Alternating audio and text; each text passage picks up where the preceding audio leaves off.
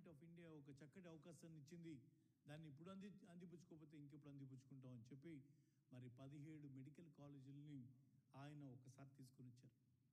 మీరందరూ కూడా దయచేసి ఇంకా ప్రజల్లోకి ఇదేదో ఒక మెడికల్ కాలేజ్ లాగా, వాళ్ళు చదువుకునేటువంటి పిల్లలు ఉంటే ఆ చదువు వరకే, మా పిల్లలు అంత చదువు చదవలేను, లేకపోతే ఆ కాలేజీ వరకే మాట్లాడుకుంటూ ఉన్నారు.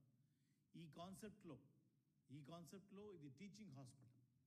ఈ టీచింగ్ హాస్పిటల్ కింద 500 పడకల హాస్పిటల్, పెద్ద ఆసుపత్రి అక్కడే, మెడికల్ కాలేజ్ అక్కడే, నర్సింగ్ కాలేజ్ అక్కడే, పారామెడికల్ కాలేజ్ అక్కడే, అన్నీ కూడా ఒక గొడుగు కిందకి తీసుకుని వచ్చి బ్రహ్మాండమైనటువంటి విద్యని, వైద్యాన్ని అందించేటువంటి ఒక అద్భుత ప్రక్రియకి శ్రీకారం చుడితే మనం జగన్మోహన్ రెడ్డి గారిని ఎలా మెచ్చుకోకుండా ఉంటాం?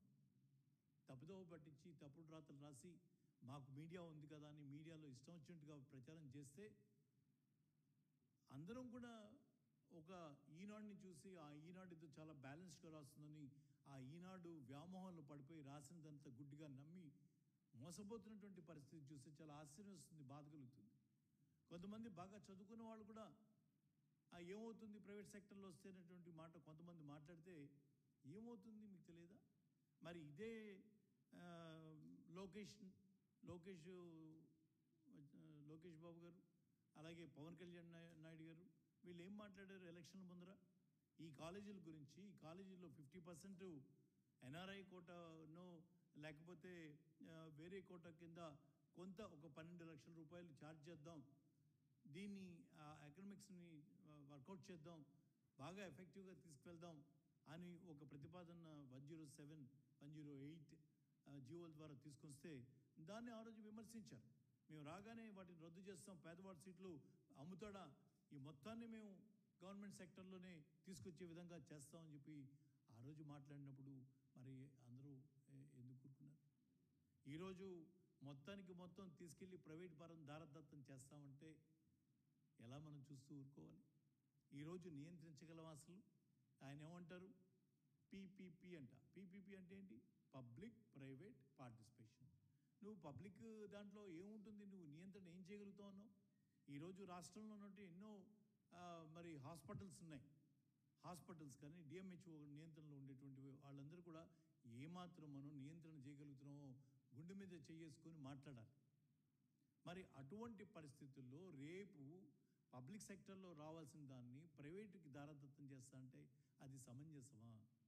గత ప్రభుత్వం, ఆ ప్రభుత్వంలో 17 కాలేజీలకు తీసుకురావడానికి ఆనాటి ప్రభుత్వం చేసినటువంటి ప్రయత్నం తీసుకొచ్చి అనుమతులు తీసుకొని వచ్చి 17 చోట్ల మరి స్థల సేకరణ చేసి వాటికి కేటాయించి దాదాపు అన్ని చోట్ల పునాదులు అయ్యి ఆ పునాదులు దాటి సుమారుగా 7 కాలేజీలు పూర్తి స్థాయిలో సిద్ధం చేసి 5 కాలేజీల్లో ఆల్రెడీ పిల్లలు చదువుకుంటూ ఉన్నారు. చదువుతూ ఉన్నారు. ఇంకొక 2 కాలేజీల్లో పాడేరు కాలేజీ మీరే ఆపరేట్ చేస్తామని చెప్పారు. మరి అటువంటి దాంట్లో పులివెందులకు వచ్చినటువంటి 50 సీట్లని జారబెట్టుకున్నారు. ఇవాళ పోయి మీరు ప్రైవేట్ మెడికల్ కాలేజెస్ చూడండి, వాళ్ళ పరిస్థితి ఏంటి? మనం ఇప్పుడు కట్టినటువంటి గత 5 సంవత్సరాల్లో జగన్మోహన్ రెడ్డి గారి ప్రభుత్వంలో కట్టినటువంటి మెడికల్ కాలేజీలు పోయి ఒకసారి చూడండి.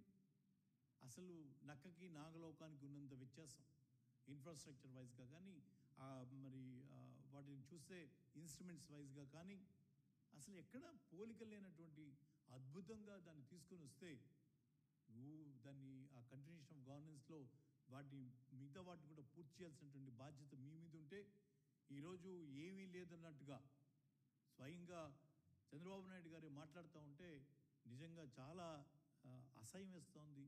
రాజకీయాలు చూస్తే ఇంత దిగజారుడుతనం అవసరమా? ఇంత అనుభవం ఉన్నటువంటి వ్యక్తి ఈ రకంగా మాట్లాడటం.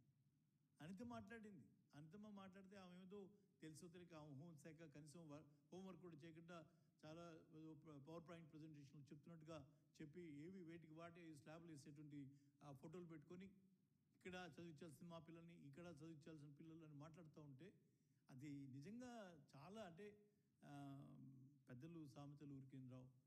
మరి ఆ రకంగా ఆయనే చంద్రబాబు నాయుడు గారే మాట్లాడితే మేము మాట్లాడకపోతే ఊరుకోరనో లేకపోతే పైనుంచి చెప్పి మాట్లాడిస్తున్నారు, మాకైతే తెలియదు. కానీ ఈరోజు మనం చూస్తున్నాం మచిలీపట్నంలో ఉన్నటువంటి మెడికల్